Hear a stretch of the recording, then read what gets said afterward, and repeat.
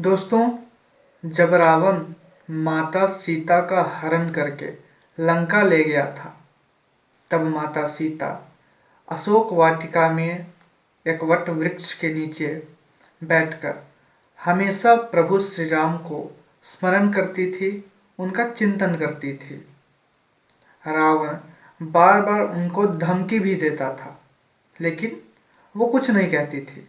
एक बार रावण ने भगवान श्री राम का रूप धारण कर माता सीता को भ्रमित करने की कोशिश की। रावण थक हार कर जब अपने शयन कक्ष में पहुंचा, तब मंदोदरी पूछी, हे नाथ, आप राम का रूप धारण करके गए थे, फिर क्या हुआ?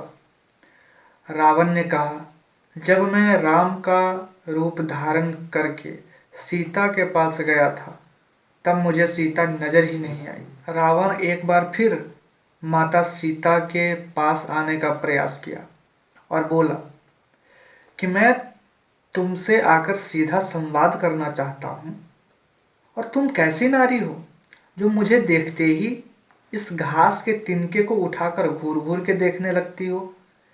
क्या यह घास तुम्हें राम से भी अधिक प्रिय है? यह सुनते ही माता सीता की आंखें भर आई। माता सीता का गृह प्रवेश बड़े आदर के साथ किया गया था, और इसी परंपरा में इस घास के तिनके का रहस्य छुपा। कोई भी नई बहू जब ससुराल आती है तो उससे कुछ मीठा पकवान बनवाने की परंपरा है। उस दिन माता सीता ने खीर बनाई थी और राजा दशरथ समेत सभी ऋषि मुनियों को परोसी। जैसे ही माता सीता ने खीर परोसना चालू किया, राजा दशरथ के खीर में एक घास का तिनका पड़ गया। सीता जी ने वह तिनका देख लिया, लेकिन अब उसे हटाएं कैसे? फिर सीता जी ने दूर से ही उस घास को घूर कर देखा, और वह घास जल कर राख हो गई।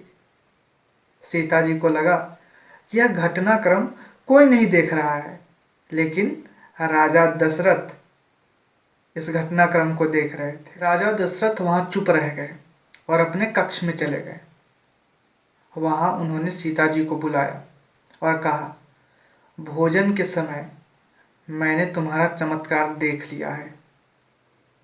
आप साक्षात जगत जननी का दूसरा रूप है। लेकिन एक बात याद रखना, आज जिस नज़र से उस घास के तिनके को देखा था, उस नज़र से अपने दुश्मन को भी मत देखना। यही कारण है कि जब भी रावण माता सीता के पास आता था, तब माता सीता घास के तिनके को उठाकर देखने लगती थी।